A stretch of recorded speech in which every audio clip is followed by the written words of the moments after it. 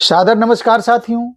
साथियों, आपका चिर परिचित दोस्त डॉक्टर एस बी तिवारी आज आपके जीवन से संबंधित एक बहुत ही महत्वपूर्ण और बहुत ही उपयोगी टॉपिक लेकर के आया है। मैं आपसे रिक्वेस्ट करूंगा कि एक एक बात को ध्यान से सुनिएगा। बहुत ही महत्वपूर्ण और बहुत ही यूनिक जानकारी लेकर के आया हूं। साथियों, जब आप ये आपको पता चलता है कि आपके क्रिएटिनिन का लेवल बढ़ गया है, जब आप केएफटी करा करके आते हो, किडनी फंक्शन टेस्ट कराते हो, ब्लड की जांच करा करके आते हो और आपको यह पता चलता है कि आपके क्रिएटिनिन का लेवल बढ़ा हुआ है। नॉर्मली क्रिएटिनिन का जो लेवल होता है 1 के आसपास होना चाहिए, 1.2 तक नॉर्मल लेवल है सीरम क्रिएटिनिन का। लेकिन जब आपका क्रिएटिनिन का लेवल 1.2 से ज्यादा हो गया और आपको यह पता चलता है कि मेरे क्रिएटिनिन का लेवल बढ़ रहा है, फिर आपके लिए बहुत ही चिंता के विषय होती है। बहुत लोगों के तो क्रिएटिनिन का लेवल काफी ज्यादा हो जाता है और जब इस बात को लेकर के वो चर्चा करते हैं, वो जानकारी हासिल करते हैं, डॉक्टर को दिखाते हैं और जब डॉक्टर ये कहता है कि ये बड़ी खराब स्थिति है, इससे किडनी आपकी खराब हो रही है या खराब हो चुकी है, अब इसकी डायलिसिस करानी पड़ेगी, इसका ट्रांसप्लांट कराना पड़ेगा किडनी का आपका, आप बहुत परेशान हो जाते हैं। साथियों, अगर दुर्भाग्यपूर्ण तरीके से आपके साथ भी इस तरह की समस्या है या अगर नहीं है, दोनों ही स्थितियों में आज की जानकारी बहुत ही महत्वपूर्ण है। साथियों, मैं आज बताऊंगा कि आखिर ये बला होती क्या है और आखिर इसे कैसे नेचुरल तरीके से सामान्य किया जा सकता है। तो जानकारी है ना बहुत महत्वपूर्ण। और वर्तमान परिस्थितियों में जिस तरह से आए दिन लोगों की किडनी का लेवल बढ़ रहा है, किडनी खराब हो रही है, ये निश्चित रूप से साथियों बहुत ही चिंता का विषय है और उनके लिए जानकारी सचमुच में किसी संजीवनी से कम नहीं। एक एक बात को जरा ध्यान से सुनिएगा। मैं आज उन 11 महत्वपूर्ण बिंदुओं पर चर्चा करूंगा जिसके वजह से आपके क्रिएटिनिन की लेवल मेंटेन हो सकती है। वीडियो हो सकता है थोड़ी बड़ी हो जाए, लेकिन है बहुत काम की। साथियों, वीडियो शुरू करने से पहले मैं आपसे रिक्वेस्ट करूंगा कि अगर आप मेरे चैनल पर पहली बार आए हैं और ऐसे ही महत्वपूर्ण जानकारियों से आप वंचित होते जा रहे हैं, तो आप चैनल को सब्सक्राइब करके आइकन बेल दबा लीजिएगा और अगर महत्वपूर्ण जानकारी आपको अच्छी लगे तो इसे अपने दोस्तों, मित्रों और खास तौर से उनको जिनकी किडनी में दिक्कत हो, उनको शेयर जरूर करिएगा। ये भी एक बहुत बड़ा पुण्य का काम है।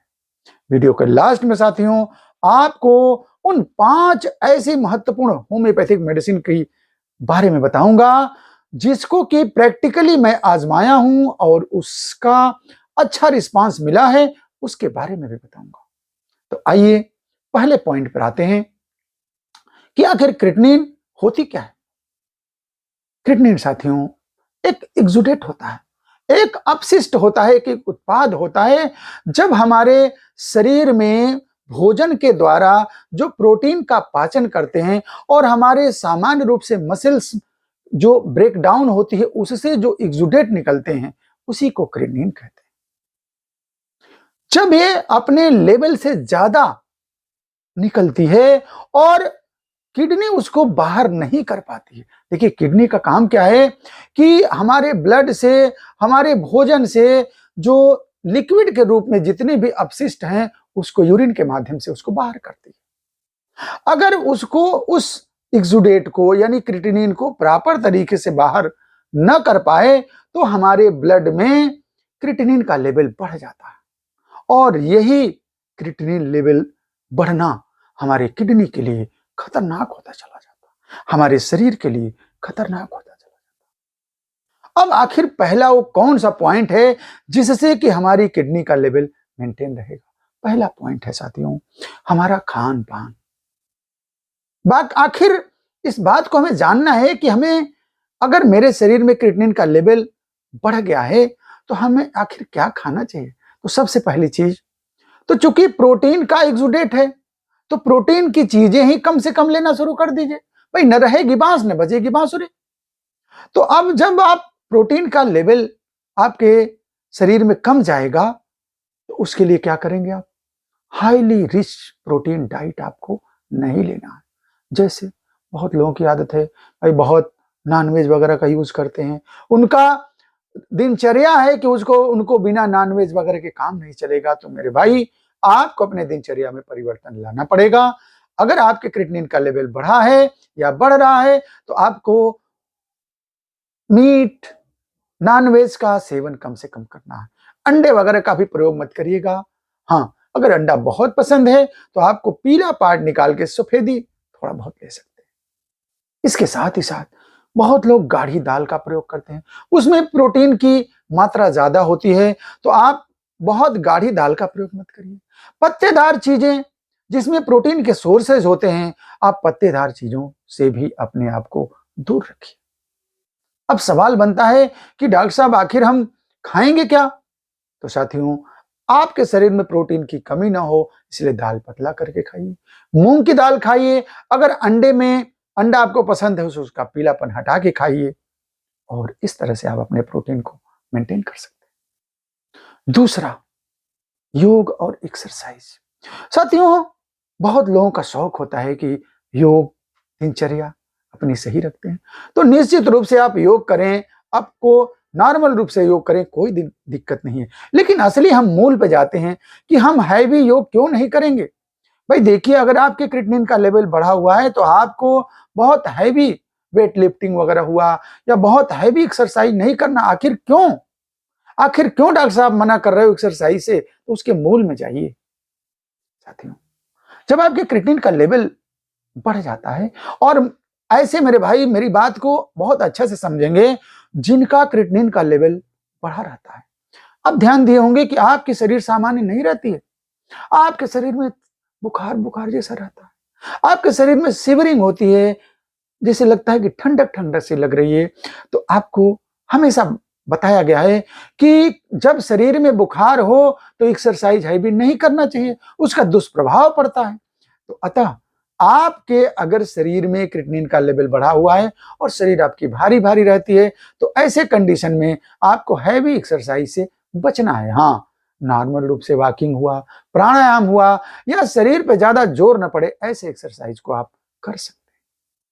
इसके अलावा तीसरा, आपको अपने बुखार की स्थिति को मेंटेन रखना। साथियों, होता क्या है कि बहुत ही काम की बात है, बहुत ही प्रैक्टिकल बात है, जिसे हम गलती से कर लेते हैं। जनरली साथियों, क्या होता है कि क्रिएटिनिन का लेवल जब आपके शरीर में बढ़ रहा था, तो बुखार थोड़ा चढ़ उतर के आया करता है।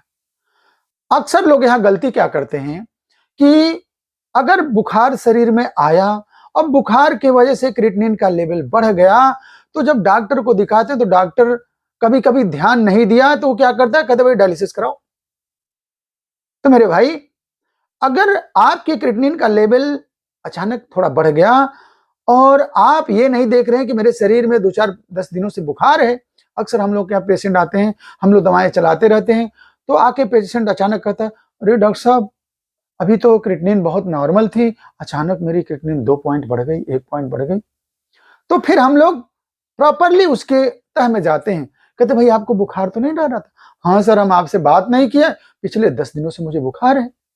ऐसे कंडीशन में जब हम बुखार की दवा देते हैं, बुखार जब सामान्य होता है तो उसके क्रिएटिनिन का लेवल पुनः डाउन हो जाता है। तो ऐसे कंडीशन में आपको इस बात को लेकर के कि क्रिएटिनिन का लेवल बढ़ गया, हम डायलिसिस कराएंगे, ये सरासर बेवकूफी है। आप पहले कारण को देखिए। इसके अलावा ब्लड का पीएच वैल्यू। साथियों, पीएच वैल्यू आपको मेंटेन करना है। इस बात को हमेशा ध्यान रखिएगा कि शरीर का पीएच वैल्यू जो नॉर्मल होता है 7.35 से 7.45 तक नॉर्मल होता है। अगर इससे ज्यादा है तो आपको ये देखना है कि उसे हमें मेंटेन करना है, और इसको मेंटेन करने के लिए आपको ये देखना है कि हमारे शरीर में कहीं मेटाबॉलिक एसिडोसिस तो नहीं हो रही, यानी कि ये ज्यादा समय तक हमारा जो ब्लड का पीएच वैल्यू जो एसिडिक कंडीशन में तो नहीं रह रहा। तो उसके लिए आपको करना क्या है कि नेचुरल तरीके से बाइकार्बोनेट का मेंटेन करना है, बाइकार्बोनेट को मेंटेन करना है, वो हम नेचुरल चीजें खा करके, या इसके लिए टैबलेट्स भी आती हैं, इसकी दवाएं भी आती हैं, इसे खा करके भी आप अपने पीएच वैल्यू को मेंटेन कर सकते हैं। अगला जो है, इसमें ध्यान देना है कि इसमें टेस्ट, अगर बाइकार्बोनेट के टेस्ट को कराना है तो इसका सीरम बाइकार्बोनेट टेस्ट के द्वारा हम जो है अपने शरीर में बाइकार्बोनेट की स्थिति को जान सकते हैं। अगला 5वां पॉइंट, यानी कि डायबिटीज। साथियों देखे होंगे कि डायबिटीज के पेशेंट की किडनी में दिक्कत होने के ज्यादा चांसेस होते हैं। अगर आपकी डायबिटीज मेंटेन नहीं हो रही है तो ये उम्मीद छोड़ दीजिएगा कि आपके क्रिएटिनिन का लेवल मेंटेन होगा। अतः सबसे पहले अगर आपकी डायबिटीज है और आपकी क्रिएटिनिन का लेवल बढ़ रही है तो आप अपने डायबिटीज को मेंटेन करिए, अपने खान पान, और जरूरत पड़े तो डायबिटीज की दवा लेकर के भी आप उसे मेंटेन करें, तभी आपके क्रिएटिनिन का लेवल डाउन होगा। अगला ब्लड प्रेशर, बीपी। साथियों BP is the main cause of enhancing the creatinine level, यानी क्रिएटिनिन के लेवल को बढ़ाने में ब्लड प्रेशर का बहुत बड़ा रोल है। अगर लगातार आपका बीपी शूट कर रहा है, कंट्रोल नहीं हो रहा है, तो ये निश्चित रूप से आपके क्रिएटिनिन का लेवल बढ़ा हुआ आएगा। अतः आप ब्लड प्रेशर को मेंटेन करें, उसके लिए आप दवा भी ले सकते हैं। अपने दिनचर्या में परिवर्तन करके प्रॉपर तरीके से नींद, प्रॉपर तरीके से अपने खान पान को रखें, आपका ब्लड प्रेशर मेंटेन। अगला आपका स्ट्रेस और स्लीप। साथियों जीवन में तनाव, अनिद्रा भी आपके क्रिएटिनिन के लेवल को बढ़ाने में बहुत बड़ा रोल निभाता है। अतः कम से कम 5-6 घंटे की नींद लें, तनाव से दूर रहें, जो हो गया सो हो गया, बहुत ज्यादा उलझने की जरूरत नहीं है, हम खुश रहेंगे और क्रिएटिनिन का लेवल हमारी निश्चित रूप से डाउन हो जाएगी। इसके साथ ही साथ वाटर, पानी की मात्रा शरीर में हम कितना ले रहे हैं, इस बात को हमेशा ध्यान दीजिएगा कि अगर आपके क्रिएटिनिन का लेवल बढ़ा है, किडनी के ऊपर दबाव है और किडनी आपकी आउटपुट प्रॉपर नहीं दे रही है, तो आपके पानी की मात्रा को ऑटोमेटिकली कम कर देना है। वरना क्या होगा कि आपके शरीर में एसाइटिस डेवलप करेगी, आपके थोरेक्स में पानी आएगा, आपके पेट में पानी आएगा। अतः आप अगर यूरिन प्रॉपर नहीं हो रही है तो आप पानी की मात्रा कम से कम लें। इसके बाद ही साथ साल्ट, नमक। नमक का साथियों आपके क्रिएटिनिन के लेवल को घटाने बढ़ाने में नमक का बहुत बड़ा रोल है। अतः नमक अलग से मत लीजिए, कम से कम लीजिए और बिल्कुल सैचुरेटेड नमक लीजिए, सेंधा नमक का प्रयोग करिए और कम से कम करिए। इसके साथ ही साथ 10वां पॉइंट साथियों, हीमोग्लोबिन। अगर आपका हीमोग्लोबिन लगातार कम रहता है तो ये मान के चलिए आपके क्रिएटिनिन का लेवल बढ़ा मिलेगा।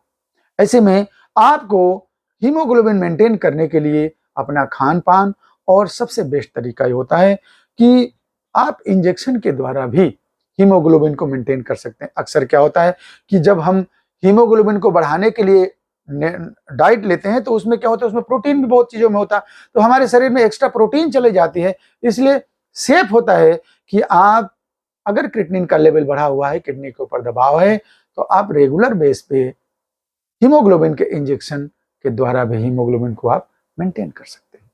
अंतिम और 11वां पॉइंट साथियों, बहुत ही काम की चीजें हैं जिसे आपको करके देखिए, बहुत ही गजब का रिस्पांस मिलेगा।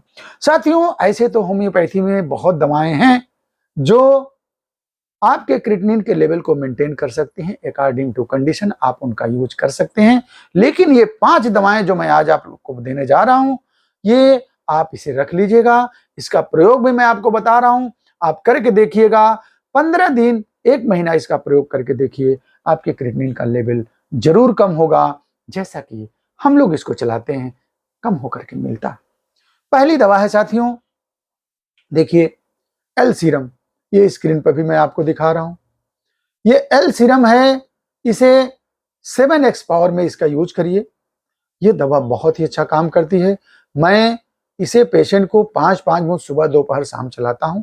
इसके बारे में डिटेल आप देख लीजिएगा, वीडियो बहुत बड़ी हो जाएगी, मैं बताया भी हूं अलग से। उसका लिंक भी दे दूंगा। लेकिन एल सीरम आप 5-5 मुश्त सुबह दोपहर शाम लीजिए। जब क्रिएटिनिन का लेवल आपके 2 के आसपास आ जाए तो इसे सुबह शाम कर दीजिए। लेकिन 2 से ऊपर जब रहता है तो इसे 5-5 मुश्त 3 बार लीजिए और इसे डायरेक्ट टंग पे भी ले सकते हैं। बहुत ऐसे भाई हैं जिनको दवा डायरेक्ट लेने में दिक्कत हो तो 1 चम्मच पानी में भी इसे ले सकते हैं। दूसरी दवा है साथियों Berberis vulgaris. Berberis vulgaris mother tincture आपके क्रिएटिनिन को लेवल को कम करने में बहुत बड़ी भूमिका निभाती है। ये होम्योपैथी की किडनी के लिए किसी रीढ़ से कम नहीं है, संजीवनी से कम नहीं। आप इसको 15-15 बूंद सुबह दोपहर शाम आधे कप पानी में आप लीजिए। दवा बहुत ही अच्छी है। हाँ, वही कंडीशन होगा सबके साथ, अगर लेवल कम हो जाए तो इसकी मात्रा को सुबह शाम कर दीजिए और 15 बूंद की जगह 10 बूंद कर दीजिए। तीसरी दवा है साथियों क्रेटिनेट। ये क्रेटिनेट ड्रॉप बर्नेट कंपनी का है जो बहुत ही अच्छा काम कर रहा है। मैं इसे आजमा करके और इसे लोगों को दे रहा हूं। इसका डोज है 10-10 मुश्त सुबह दोपहर शाम। आप इसे डायरेक्ट टंग पे भी ले सकते हैं या चाहे तो 1 चम्मच पानी में भी डाल के ले सकते हैं। वही स्थिति रहेगी, लेवल जब ज्यादा है तो 3 बार, उसके बाद सुबह शाम कर सकते हैं। चौथी दवा है साथियों हैप्रो कंपनी का क्रिटिनॉक्स। ये सिरप है, ये शुगर फ्री सिरप है, बहुत ही अच्छा काम करता है। इसे 2 ढक्कन सुबह 2 ढक्कन शाम थोड़े पानी में दीजिए। सचमुच में साथियों ये चमत्कारी दवा है, बहुत ही अच्छा इसका रिजल्ट है। हम लोग देते हैं और पेशेंट आके कहता है कि डॉक्टर साहब मुझे बहुत रिलीफ है। और अंतिम दवा है साथियों एपोसाइनम। एपोसाइनम 30। जनरली क्या होता है कि जब हमारी किडनी सही से एक्सुडेट को बाहर नहीं कर पाती है, पानी को फिल्टर नहीं कर पाती है, एक्सुडेट बाहर नहीं निकल पाती है, तो हमारे शरीर में वाटर रिटेंशन होने लगता है, एक्युमुलेशन होने लगता है। ऐसे कंडीशन में एपोसाइनम 30 हमारी डायूरेटिक के तौर पे हमारी यूरिन को बढ़ाती है और हमारी किडनी के ऊपर लोड कम हो जाता है और शरीर से यूरिन की मात्रा बढ़ जाती है और पेशेंट को काफी रिलीफ मिलता है। साथियों, हमें उम्मीद है कि आज आपने क्रिएटिनिन के लेवल को कम करने के उन 11 महत्वपूर्ण विषयों को जाना और आप अपने जीवन में उतारेंगे, लोगों को बताएंगे। अगर किसी तरह के सवाल, किसी तरह की समस्या अगर आपको समझ में ना आ पाई हो, आप अभी भी संतुष्ट ना हुए हो, तो आप स्क्रीन पर मेरा नंबर है, आप कॉल करके या कल्याणम सेवा के किसी भी शाखा में आकर के व्हाट्सएप पे आप अपनी समस्या बता करके सलाह ले सकते हैं। साथियों, बहुत ही सुखद बात है कि आज आप लोगों की सेवा देश विदेश में हम लोग अपने ऑनलाइन और ऑफलाइन के माध्यम से भी कर रहे हैं। तो अगर आपकी सेवा आपके घर तक भी जरूरत हो तो हम आपकी दवा आपके घर तक भी पहुंचाते हैं और आज देश के कोने कोने में कल्याणम होम्योपैथी अपनी सेवा दे रही है। ये बहुत ही सुखद बात है। अगले किसी महत्वपूर्ण टॉपिक पे मैं पुनः आपसे मिलूंगा। तब तक के लिए आप स्वस्थ रहिए, मस्त रहिए, प्रभु की कृपा आपके ऊपर बनी रहे। इन्हीं शब्दों के साथ बहुत बहुत धन्यवाद। जय हिंद, जय भारत।